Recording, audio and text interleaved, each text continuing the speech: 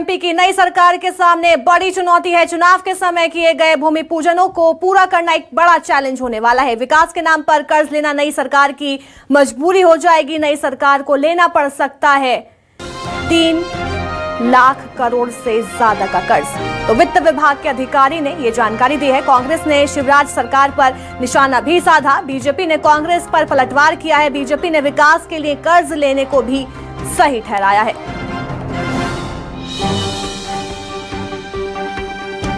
तो एमपी की नई सरकार के सामने भी ये बड़ा चैलेंज हो सकता है, क्योंकि जो भूमि पूजन किए गए उसके लिए अब कर्ज लेना होगा और 3 लाख करोड़ से ज्यादा का कर्ज नई सरकार को लेना पड़ता है। लेकिन इस पे भी बयानबाजी तेज हो गई। चुनाव के समय किए गए भूमि पूजनों को पूरा करना एक बड़ा चैलेंज भी साबित हो सकता है। विकास के नाम पर कर्ज लेना नई सरकार की मजबूरी भी हो जाएगी। बता दें कि नई सरकार को लेना पड़ सकता है 3 लाख करोड़ से ज्यादा का कर्ज।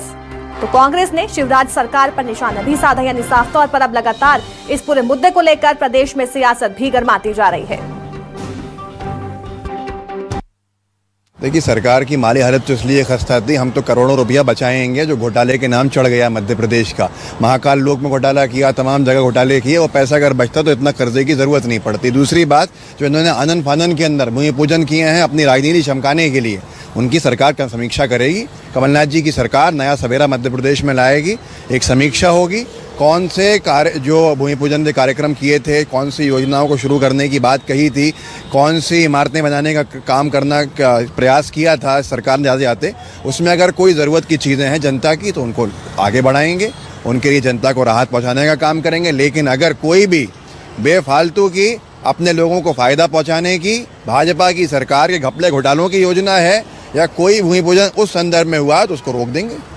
नहीं, देखिए, पहली बात तो स्पष्ट है कि जो भी सरकार अपने आप में घोषणा करती है, आदरणीय मुख्यमंत्री जी जो बात जनता के बीच में कहते हैं उसमें बहुत साफ रहता है। कहीं ना कहीं से उसके मद में यदि उस बात की व्यवस्था रहती है, क्योंकि कोई हर बात जो है प्रदेश के खाते में आए ऐसा आवश्यक नहीं है। बहुत सारे कामों के लिए जो है केंद्रीय सहायता भी मिलती है, अलग अलग और भी मद रहते हैं। कई सारी हमको लोन एजेंसीज भी रहती हैं और बहुत सारी डेवलपमेंट की अलग अलग एजेंसी, उसके माध्यम से भी पैसा सरकार को एलोकेट होता है। तो इसमें कांग्रेस पार्टी भ्रम ना फैलाए कि 50,000 53,000 की कोई पेंडिंग है।